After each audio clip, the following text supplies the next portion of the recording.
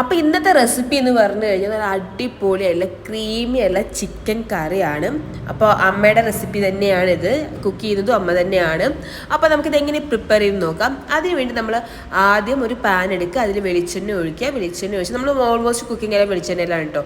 കുറച്ച് ഉലുവ, പെരിഞ്ജീരകം, അതുപോലെ തന്നെ കറുവപ്പട്ട, ഗ്രാമ്പു ഇതെല്ലാം ഇട്ട് നല്ലോണം പൊട്ടിക്കുക. പൊട്ടിച്ചതിന് ശേഷമാണ് നമ്മുടെ മെയിൻ ഇൻഗ്രീഡിയൻറ്റ് ചെറിയ ഉള്ളി. നമ്മൾ സവാള യൂസ് ചെയ്യുന്നില്ല, മുഴുവൻ കുക്കിങ്ങും ചെറിയ ഉള്ളിയിലാണ് ചെയ്യുന്നത്. ചെറിയ ഉള്ളി തോല് കളഞ്ഞ് ക്ലീൻ ചെയ്തിട്ട് അരിഞ്ഞതാണ്. പിന്നെ പച്ചമുളക് ഇതെല്ലാം നല്ലപോലെ വഴറ്റുക, പച്ചമണം മാറിയിട്ട് നല്ലപോലെ വഴറ്റുക. കാരണം നമുക്ക് ഇത് കുറച്ച് മീൻസ് അതായത് വാടൽ കുറഞ്ഞാലും കുഴപ്പമൊന്നുമില്ല. കാരണം എന്താണെന്ന് വെച്ച് കഴിഞ്ഞാൽ മതിരിക്കില്ല, കാരണം ചെറിയ ഉള്ളിയാണല്ലോ. സവാള ആണെങ്കിൽ അതൊരു വലിയ പ്രശ്നമാണ്. അതിലേക്ക് നമ്മൾ ചെറുതാക്കി അരിഞ്ഞ് വെച്ചിട്ടുള്ള ഇഞ്ചിയും വെളുത്തുള്ളിയും കൂടെ ആഡ് ചെയ്യുക. പിന്നെ നമ്മൾ കറി കുറച്ച് കട്ടിയായിട്ട് ക്രീമി ആയിട്ട് ഇരിക്കാൻ വേണ്ടി തക്കാളി പേസ്റ്റായിട്ട്, അത് ജ്യൂസ് ആക്കിയിട്ടാണ് യൂസ് ചെയ്യുന്നത്. ഇത് പിന്നെ നമ്മുടെ ചിക്കൻ കുരുമുളകും മഞ്ഞൾപ്പൊടി ഉപ്പിട്ടിട്ട് ഒന്ന് വിസിലടിച്ച് വെച്ചതാണ്. അപ്പോൾ നല്ലോണം ഇതൊക്കെ പച്ചമണം, തക്കാളിയുടെ എല്ലാം പച്ചമണം മാറിയ ശേഷം അതിലേക്ക് നമ്മൾ ആഡ് ചെയ്യുന്നത് മല്ലിപ്പൊടി, മുളക് പൊടി നല്ല എരിവുള്ള മുളക് പൊടിയുടെ കാരണം കുറച്ച് ആഡ് ചെയ്യുന്നത്.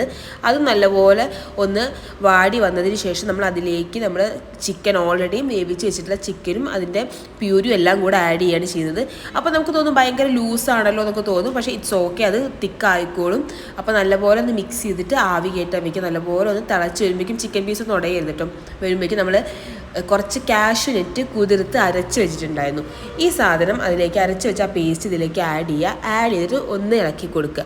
അപ്പോൾ നമുക്ക് തേങ്ങാപ്പാലിൻ്റെ ഒന്നും ആവശ്യമില്ല. ഇതിങ്ങനെ ഇളക്കി കൊടുത്തു കഴിഞ്ഞാൽ നല്ലപോലെ ക്രീമി കൺസിസ്റ്റൻസിയിൽ വരും. ഇനി നമ്മൾ ഹൈ ഫ്ലെയിമിൽ ഇടാൻ പാടില്ല. കാരണം എന്താണെന്ന് വെച്ചാൽ നമ്മൾ ഓൾമോസ്റ്റ് കറി റെഡി ആയിട്ടുണ്ട്. ഇനി ഹൈ ഫ്ലെയിമിൽ ഇട്ട് കഴിഞ്ഞാൽ ചിലപ്പോൾ പീസസ് എല്ലാം ഉടഞ്ഞു പോകും. അപ്പോൾ തന്നെ നമ്മൾ കാഷ്യൂനട്ടിൻ്റെ ഒക്കെ ടേസ്റ്റ് പോകും. അപ്പോൾ ലോ ഫ്ലെയിമിൽ ഇട്ടിട്ട് നമ്മൾ കുറച്ച് മല്ലിയില ആഡ് ചെയ്ത് കൊടുക്കുകയാണ് ചെയ്തത്. എനിക്ക് ചിക്കൻ ആണെങ്കിലും രസമാണെങ്കിലും സൂപ്പാണെങ്കിലും ഒക്കെ മല്ലിയില മസ്റ്റാണ്.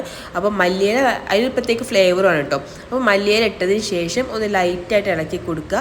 ലൈറ്റായിട്ട് ഇളക്കി കൊടുത്തതിന് ശേഷമാണ് അമ്മയുടെ സ്പെഷ്യാലിറ്റി എന്ന് പറയുന്ന ഒരു സംഭവമുണ്ട്.